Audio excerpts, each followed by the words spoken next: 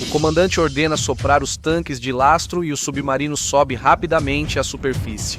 Há um impacto violento que sacode a embarcação, jogando os passageiros ao convés e partindo quase ao meio o barco de pesca dos estudantes. Em 2001, a escola de pesca Uojima, em Ehime, planeja uma viagem de 74 dias para treinar estudantes. Eles ficarão 74 dias no mar no Ehemaru enquanto estudam temas marítimos. O Ehemaru é um navio de pesca do governo com 58 metros de comprimento. Enquanto isso, no Havaí, a Marinha dos Estados Unidos da América prepara um evento de embarque para visitantes ilustres. O programa inclui convidar civis para visitar um submarino nuclear e conhecer suas capacidades. O United States Ship Greenville é escolhido para essa missão. Ele mede 110 metros de comprimento, 10 metros de largura e 10 metros de profundidade, quase o dobro do tamanho do Ehemaru. No dia 10 de janeiro de 2001, o Ehemaru parte da escola de pesca de Uojima. A viagem é liderada pelo capitão Hisao Onishi, um marinheiro com 40 anos de experiência. A bordo do Ehemaru estão 20 tripulantes, 13 estudantes e 2 professores. Em 8 de fevereiro, após quase um mês no mar, eles atracam no Pier 9 de Honolulu para consertar o ar-condicionado da embarcação. O conserto levará um dia antes de continuarem para as áreas de pesca, a cerca de 300 milhas náuticas ao sul de Oahu. O United States Ship Greenville também está pronto para zarpar. O comandante Scott Waddell lidera o passeio para os convidados especiais da Marinha. Na inspeção do submarino, o comandante Waddell é avisado que o Unidade de Exibição de Sinal de Vídeo Analógico. Unidade de Exibição de Sinal de Vídeo Analógico está com defeito. A Unidade de Exibição de Sinal de Vídeo Analógico é um monitor localizado na sala de controle que exibe informações cruciais do sonar. O comandante Waddell avalia e decide que a unidade de exibição não é essencial para o passeio recreativo. Em 9 de fevereiro de 2001, às 07h57, o United States Ship Greenville sai de Pearl Harbor com 106 tripulantes e 16 convidados. O submarino de ataque nuclear da Marinha dos Estados Unidos da América navega ao sul de Oahu, no Havaí, em um cruzeiro para visitantes ilustres, uma iniciativa da Marinha para levar civis influentes como políticos, jornalistas e líderes empresariais para um passeio recreativo em um submarino nuclear. A Marinha mostra a eles do que seus submarinos são capazes para transmitir a mensagem de que a Marinha dos Estados Unidos da América tem total domínio sobre os oceanos do mundo. O Greenville é um submarino de última geração, pronto para a guerra, construído com toda a mais recente tecnologia de furtividade e está armado até os dentes. Foi feito para deslizar no oceano sem ser detectado. Um grupo altamente treinado de submarinistas opera essa máquina de guerra, realizando um trabalho difícil que exige habilidades únicas. A navegação é o aspecto mais importante da navegação diária e a tripulação se orgulha de suas habilidades de navegação. Sem poder olhar para fora e ver para onde estão indo, eles dependem exclusivamente de tecnologias como o sonar para navegar. Eles usam essa tecnologia para construir uma imagem do ambiente ao redor, incluindo a localização de embarcações na superfície e debaixo d'água. Na saída do porto, o submarino é pilotado a partir da ponte no mastro. Às 9h30, a tripulação e os convidados se deslocam para a sala de controle, onde os convidados têm o primeiro contato com o centro de comando de alta tecnologia. Nas próximas horas, eles navegam para o sul em direção a mar aberto, rumo a uma área designada para cruzeiros de visitantes. Após chegarem à área de operações no meio da manhã, a tripulação mergulha o submarino a 90 metros de profundidade. À medida que se aproxima das 11 horas, eles preparam o submarino para submersão profunda e o levam até 215 metros. Eles checam as condições do submarino nessa profundidade e depois descem para uma profundidade não divulgada. A Marinha dos Estados Unidos da América mantém em segredo as profundidades máximas de mergulho. Eles ficam nessa profundidade secreta por meia hora e depois retornam o Greenville a 200 metros. Às 11h43, a equipe de plantão é trocada na sala de controle. Submarinos, como todas as embarcações da Marinha, são operados em turnos de vigilância. O oficial de serviço é o responsável pelo submarino. Essa pessoa varia de turno para turno, mas é sempre um oficial sênior qualificado. O oficial de serviço é responsável por dirigir todos os movimentos da embarcação, a menos que o comandante decida intervir e assumir o controle. O tenente Michael Cohen, assistente de propulsão do submarino, assume como oficial de serviço. Ter informações de navegação confiáveis é fundamental para o oficial responsável por um submarino. Para ajudar na navegação, o oficial de serviço conta com as equipes de sonar e de controle de tiro. No Greenville, a equipe de sonar fica em uma sala separada à frente da sala de controle no estribordo. Eles usam sonar para detectar contatos próximos ou monitorar movimentos do submarino. Contatos são embarcações na superfície ou submersas que devem ser monitoradas. Há uma porta ligando a sala do sonar à sala de controle.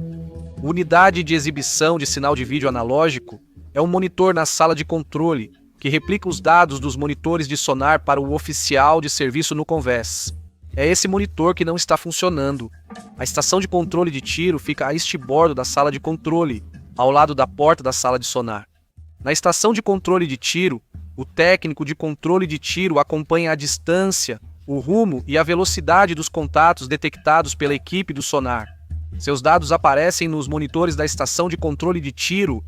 O técnico de controle de tiro também mantém o gráfico de avaliação de contatos, um grande quadro de papel no anteparo, diante do suporte do periscópio.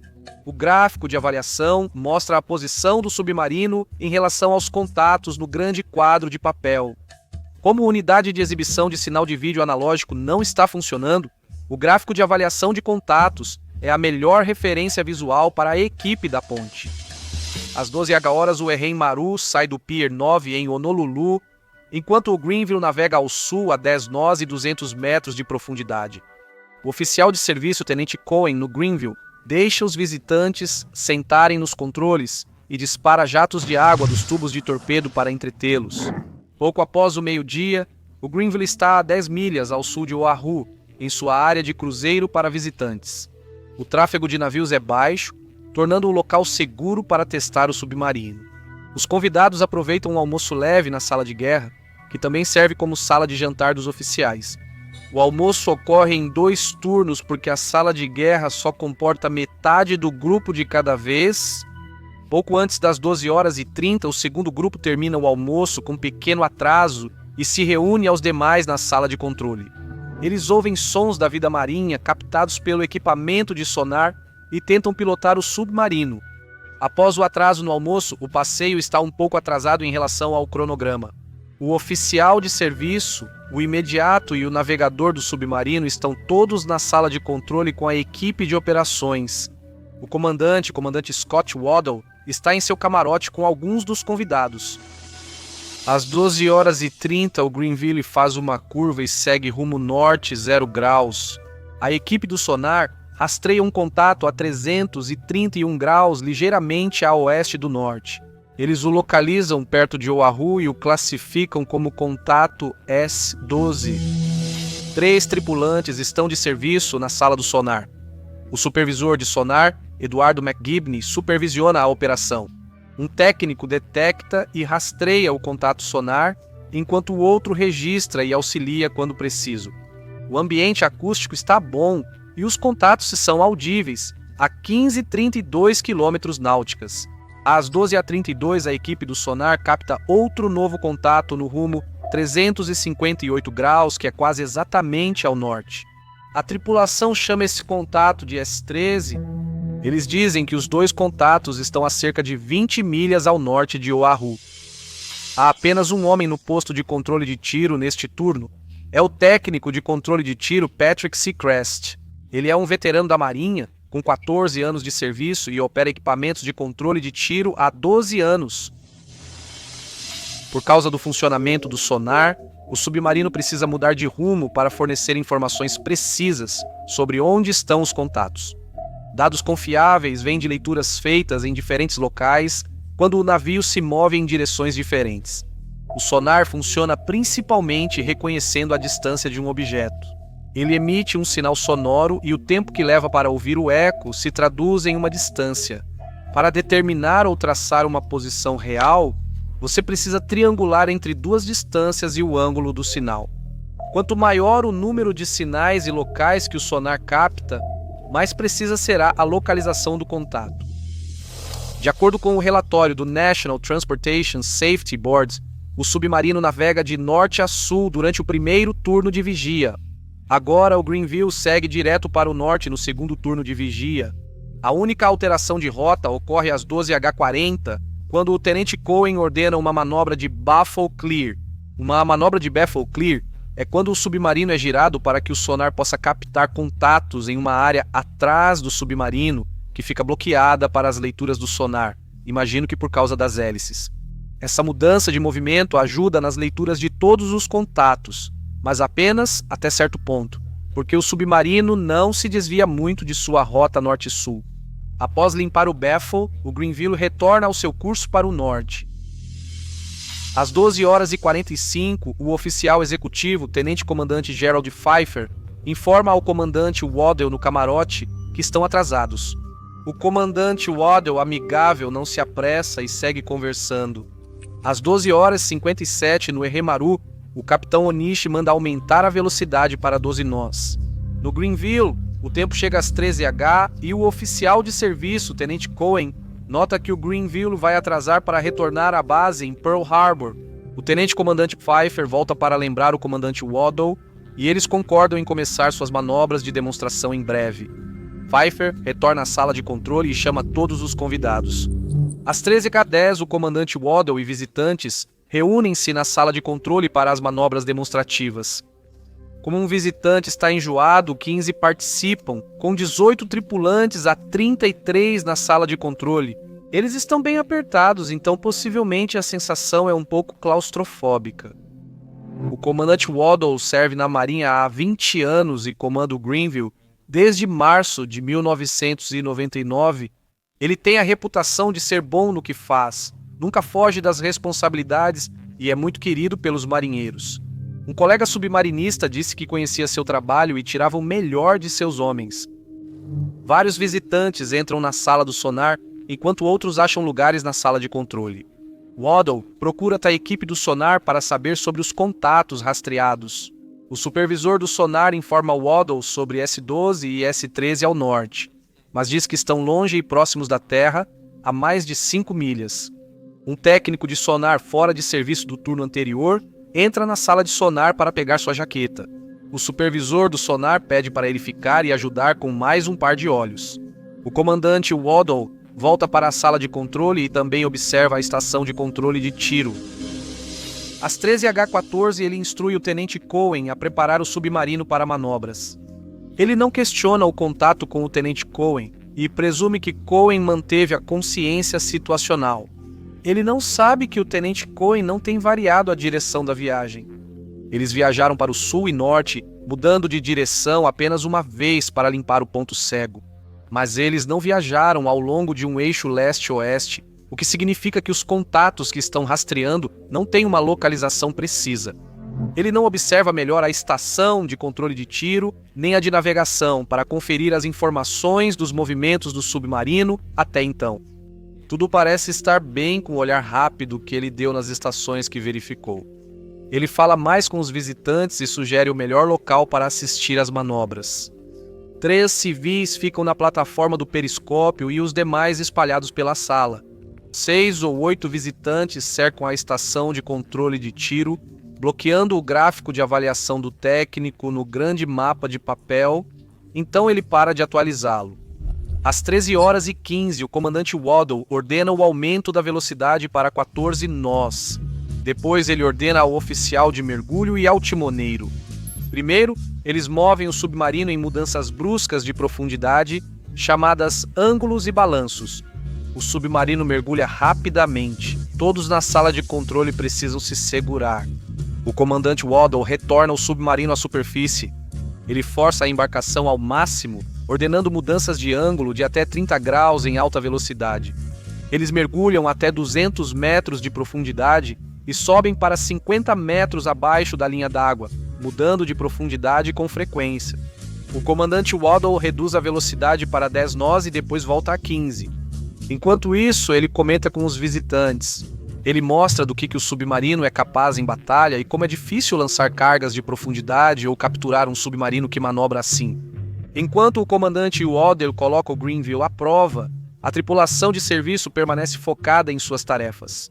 O técnico de controle de tiro tenta acompanhar os contatos S-12 e S-13. Ele acompanha os dados e mantém uma posição fixa. Na sala do sonar, o técnico de sonar fora de serviço percebe um padrão de interferência no monitor do sonar. Ele fica preocupado porque parece sugerir que um dos contatos está diminuindo a distância entre eles. Ele avisa o supervisor de sonar, McGibney, e McGibney pede para ele verificar quais dados o técnico de controle de tiro tem sobre esse contato. Ele entra na sala de controle, mas de acordo com o relatório, ele pergunta sobre o contato S-10 que já saiu do alcance de 15 a 20 milhas náuticas que eles estão monitorando. O técnico de controle de tiro verifica o contato S-10 e informa que ele está em rota de afastamento, ou seja, a distância entre eles está aumentando. Às 13h25, o comandante Waddell ordena rumo 140 graus e o Greenville inicia a próxima manobra, curvas em alta velocidade. De novo, levam o submarino ao limite. Eles levam o submarino à velocidade máxima e giram o leme totalmente em ângulos de até 35 graus. Os convidados se seguram firme e aproveitam o passeio. A equipe do sonar e o técnico de controle de tiro continuam tentando manter a localização dos dois contatos, mas fica ainda mais difícil durante as curvas em alta velocidade. Seus sistemas ficam desorientados com o movimento. O sonar mede distância e ângulos. Com ângulos mudando frequentemente, a localização se confunde. Às 13h30 concluem-se as curvas velozes. Em seguida, vem a manobra de emergência para emergir. A equipe de vigilância precisa reavaliar seus contatos. O que eles precisam fazer é manter o submarino em um curso que permita confirmar a localização exata de cada contato. As ordens permanentes determinam que mantenham o submarino em novo curso por pelo menos 3 minutos. O comandante Waddell ordena diminuir a velocidade, reduzir a profundidade e mudar o curso para 340 graus. O submarino muda de direção e o comandante Waddell mantém esse curso por cerca de 90 segundos. A velocidade e profundidade do submarino também mudam, dificultando o trabalho da equipe do sonar e do técnico de controle de tiro. Ele mantém um curso estável, com profundidade e velocidade constantes por cerca de 20 segundos. O novo rumo de 340 graus não difere muito do rumo norte direto de 0 grau. Uma mudança de curso de 90 graus para leste ou oeste criaria um ângulo melhor para traçar a posição deles antes de retornar ao curso principal, que é o norte direto. Antes de liberar os tanques de lastro em emergência, eles usarão o periscópio para checar se a área está livre. O comandante Waddell reduz a velocidade para 10 nós e orienta o tenente Cohen a se preparar para a profundidade do periscópio. Cohen deve seguir ordens permanentes e levar ao menos 8 minutos para se preparar para a profundidade do periscópio. Eles precisam de tempo para garantir uma leitura precisa dos contatos. Mas o comandante Waddell diz para ele estar pronto em 5 minutos. Subir a profundidade do periscópio geralmente significa mudar de direção para localizar melhor os contatos. Cohen também deveria discutir a situação dos contatos com a equipe do sonar e o técnico de controle de tiro. Se houver qualquer dúvida sobre a precisão dos contatos, eles podem manobrar o submarino até terem certeza. Talvez o tenente Cohn tenha contado com esses 8 minutos o tempo todo. Na sala do sonar, durante curvas rápidas, o operador da banda larga a nota alta, relação sinal-ruído no contato S-13. Ele é um submarinista júnior não qualificado. Ele comunica ao supervisor de sonar McGibney o aumento da relação sinal-ruído no contato S-13. McGibney se levanta e vai à porta da sala de controle. O operador de banda larga presume que McGibney discute o contato S-13 com o técnico de controle de tiro e o técnico de folga ainda no posto de controle de tiro.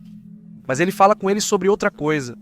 O supervisor de sonar McGibney é posteriormente questionado e afirma não lembrar de ter sido informado sobre aumento da relação sinal-ruído do S-13.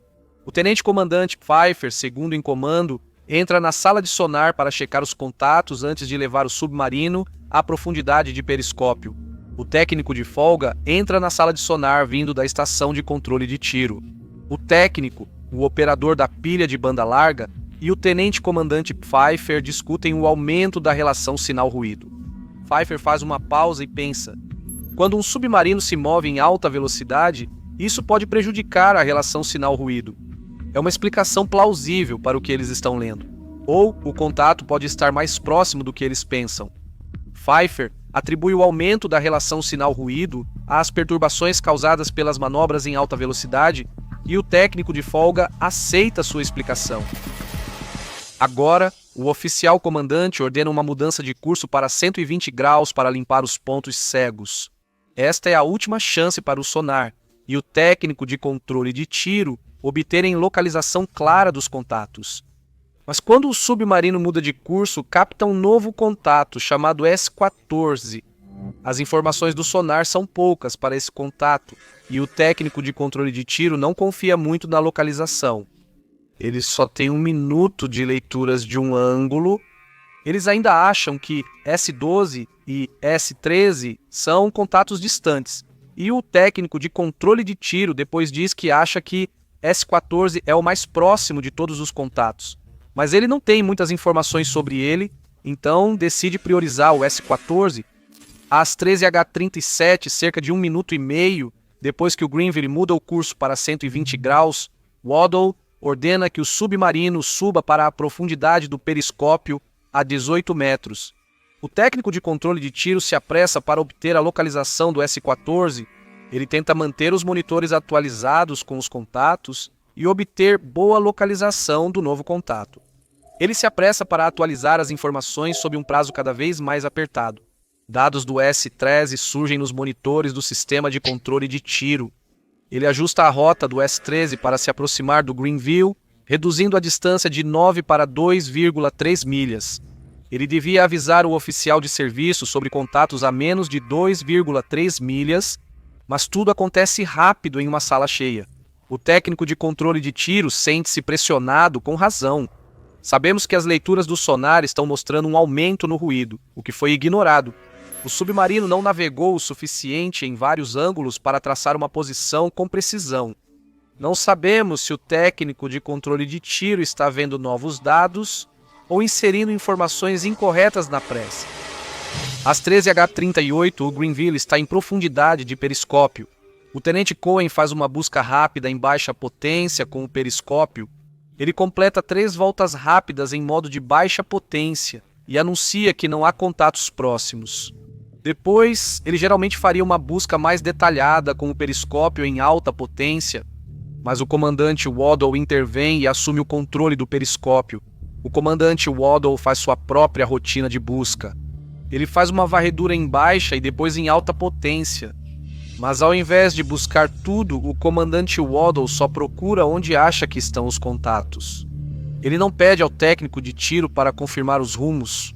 Ele acha que sabe onde eles estão e procura apenas nessas áreas. Ele vê o pico de uma montanha em Oahu, mas não enxerga bem a ilha por causa da névoa branca. Move a câmera para a direita. Ele observa um avião decolando do aeroporto e move a câmera para a direita até onde acha necessário, sem ver mais nada. Ele avisa que a costa está livre. O comandante prepara uma surpresa aos convidados. O comandante Waddell decide ordenar um mergulho de emergência antes de esvaziar os tanques de lastro e trazer o submarino para a superfície em uma manobra de emergência. Os visitantes vão ficar empolgados com o mergulho de emergência e isso lhes dará mais impulso durante a subida até a linha d'água. Às 13h40, ele ordena um mergulho. O técnico de controle de tiro insere dados freneticamente no S-13. Ele fez 3 registros com uma distância atual de menos de 1,7 milhas. Mas assim que eles começam o mergulho, ele muda a posição para 5 milhas de distância. O comandante Waddell põe um convidado na cadeira do timoneiro e outro nas alavancas dos tanques de lastro. Todos encontram algo para se segurar. O comandante Waddell ordena puxar as alavancas das válvulas de lastro e soar o alarme de submersão. O submarino sobe rapidamente em ângulo acentuado e ganha velocidade. O comandante Waddell se prepara para a proa romper a superfície, subir alto fora da água e mergulhar de volta no oceano. O submarino colide com algo. Um rangido de metal retorcido ressoa no casco e todos sentem um forte impacto. O submarino treme enquanto balança de proa a popa. O comandante Waddle pergunta: "O que foi isso?" O medo e o pânico tomam conta do centro de controle. Eles estão no oceano, presos em uma grande lata de metal. Todos estão espremidos na sala de controle, amontoados como gatinhos prestes a serem afogados. Todos seguram a respiração, temendo que a água invada a sala de controle e questionando se vão morrer. Uma nova e diferente onda de empolgação toma conta do submarino.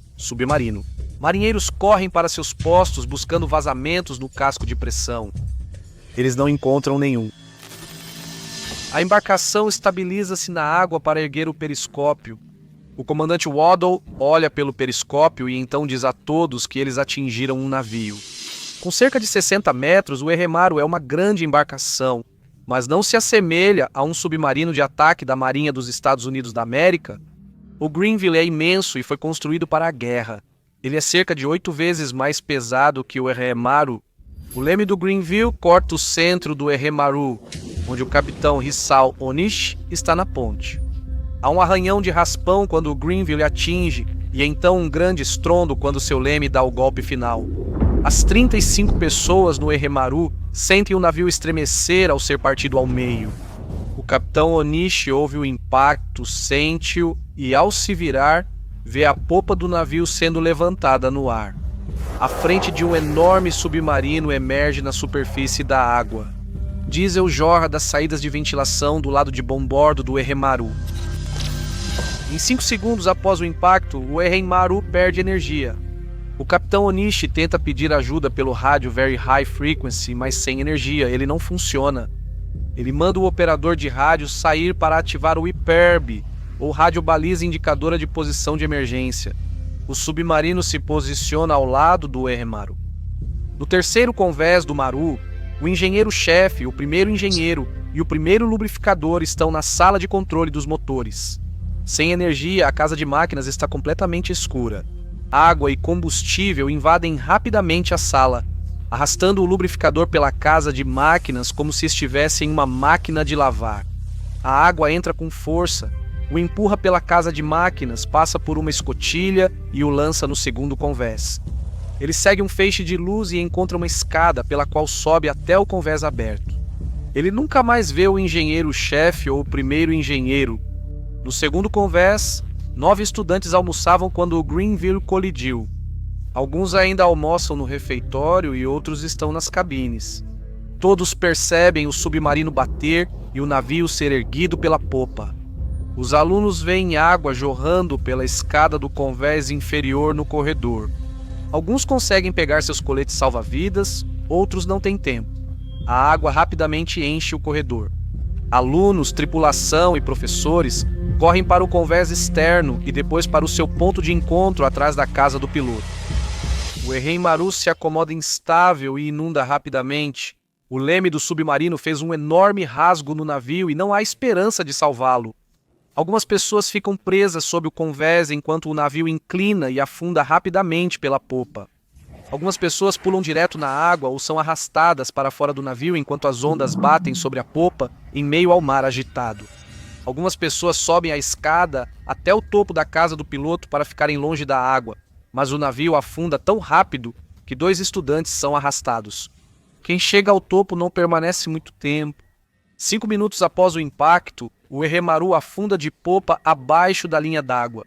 Alunos, professores e tripulantes são arrastados para baixo com o navio, presos em redemoinhos, mas conseguem subir à superfície quando os coletes salva-vidas infláveis os puxam automaticamente. À medida que o navio afunda, ar, destroços, pessoas, óleo e diesel sobem à superfície. Resta apenas uma camada espessa de óleo e diesel na superfície, pessoas assustadas e destroços flutuando ao redor. O imenso Greenville flutua silenciosamente ao lado. Os sobreviventes do Eremaru tentam subir em botes salva-vidas acionados automaticamente. O diesel na água irrita os olhos deles. Às 13h48, o comandante Waddle, do Greenville, solicita socorro ao CONSUB Pacífico, Centro de Comando da Marinha para Submarinos no Pacífico. O CONSUB Pacífico envia helicópteros e barcos de patrulha da Marinha, depois avisa a Guarda Costeira em Honolulu, que despacha embarcações de busca e resgate para o local. O Greenville manobra em direção aos sobreviventes do Erremaru para tentar um resgate. O mar está agitado, com ventos de 20 nós e ondas de quase 4 metros quebrando sobre o convés principal do Greenville, impedindo a tripulação de abrir as escotilhas. Eles precisam subir e sair pelo tubo de acesso às velas. O Greenville está com flutuabilidade neutra após subida de emergência e segue baixo na água. Isso faz o submarino pesado e submerso balançar no oceano, gerando grandes ondas. Como levará 30 minutos para bombear a água do tanque de lastro, o comandante Waddell decide manter o submarino longe do bote salva-vidas para evitar virá-los. Às 14h27, quase 45 minutos após a colisão, um helicóptero da Guarda Costeira com 2 pilotos, um operador de guincho e um nadador de resgate chega ao local. O helicóptero assume o comando da resposta no local. Às 14h31, um barco inflável de casco rígido da Guarda Costeira chega ao local. O barco inflável imediatamente vai de bote em bote, contando as pessoas e verificando quem está ferido.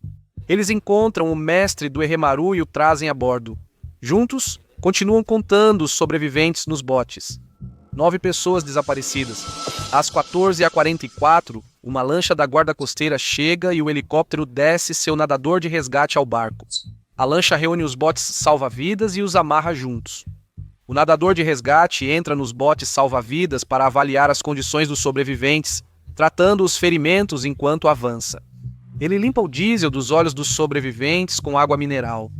Eles transferem os sobreviventes para o barco de patrulha e um paramédico assume o controle. Socorristas dividem os 26 sobreviventes entre 2 barcos da Guarda Costeira e retornam a Honolulu, chegando às 16h15, 2h30 após o acidente. Guarda Costeira, Marinha e 2 navios civis japoneses continuam no local por 22 dias em busca das 9 pessoas desaparecidas.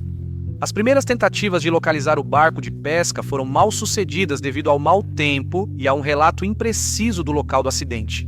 Em 16 de fevereiro, uma semana após o acidente, a Marinha encontra os destroços do Erremaru a 610 metros de profundidade. Nas 2 semanas seguintes, 2 arroves buscam pelo exterior do Erremaru e pelo fundo do mar pelas 9 pessoas desaparecidas. Eles não encontram nenhum corpo e a busca é encerrada em 2 de março. Em junho de 2001, a Marinha contrata as empresas holandesas Smiths International e Crowley Marine Corps, de Washington, para resgatar os destroços do Erremaru. A operação começa em julho. É a primeira vez que um navio tão grande será içado de uma profundidade tão grande. O navio é grande demais para ser içado para cima de uma barcaça. Então, eles decidem levantar o Erremaru e transportá-lo abaixo da linha d'água até águas rasas próximas a Oahu. Eles usam um veículo subaquático operado remotamente, o Fênix 3, para realizar o trabalho subaquático. Ajudando-os estão especialistas técnicos do Japão, incluindo um da empresa que construiu o Erremaru. Primeiro, eles retiram o mastro e outros itens do convés que podem atrapalhar o içamento. Em 5 de outubro, o Erremaru é içado do fundo do mar pelo navio de apoio Rockwater 2. Com o Erremaru suspenso a 30 metros sob a água, o Rockwater 2 avança lentamente para mais perto da costa. Em 14 de outubro, os destroços são deixados a 35 metros de profundidade, menos de 1 milha náutica ao sul do Aeroporto Internacional de Honolulu. No dia 15 de outubro, a primeira equipe de mergulhadores da Marinha dos Estados Unidos da América começa a avaliar a embarcação afundada. Com visibilidade baixa, 66 mergulhadores dos Estados Unidos da América e 30 japoneses do Japan Self-Defense Ship Chihaya fizeram 526 mergulhos em 29 dias para vasculhar os destroços. O capitão Onishi do Erremaru, parentes de alguns dos tripulantes desaparecidos, e vários funcionários do governo japonês acompanham a operação a partir dos navios de apoio ao mergulho. Os mergulhadores recuperam os corpos de 8 das 9 pessoas desaparecidas. 3 tripulantes, 2 professores e 4 estudantes. Eles não conseguem encontrar o corpo da nona vítima e ele é dado como morto. No dia 25 de novembro de 2001, parentes dos tripulantes do Ehemaru participam de uma cerimônia final para o navio a bordo do Japan Self-Defense Ship Shihaya. Após a cerimônia, o Ehemaru é içado 27 metros sob uma barcaça de reboque.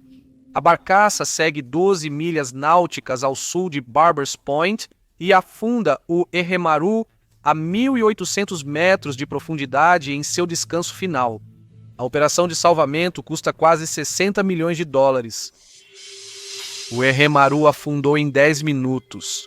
Das 35 pessoas a bordo, 9 morreram, 3 tripulantes, 2 instrutores e 4 estudantes do ensino médio ficaram presos na cozinha do navio, próxima à casa de máquinas.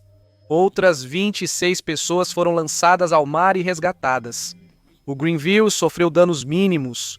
Consapac ordenou uma investigação oficial sobre a colisão entre o Greenville e o Ehemaru. Após analisar provas e depoimentos, a Marinha dos Estados Unidos da América concluiu que não era necessário processo de corte marcial. O comandante Waddell foi dispensado honrosamente e outros tripulantes receberam licença administrativa. A decisão desagradou aos parentes dos falecidos. Em 10 de abril de 2002, a Marinha firmou acordo para pagar ao governo japonês 11,5 milhões de dólares americanos pelo naufrágio do Ehemaru, 8,9 milhões de dólares para substituir o navio e o restante para aconselhamento e ajuda financeira aos sobreviventes, além de uma cerimônia memorial para as vítimas. Em novembro de 2002, a Marinha dos Estados Unidos da América pagou 13,9 milhões de dólares em indenização para 33 das 35 famílias das vítimas ou sobreviventes feridos. Em janeiro de 2003, as 2 famílias restantes aceitaram um acordo de 2,6 milhões de dólares e um pedido de desculpas pessoal do comandante Waddell.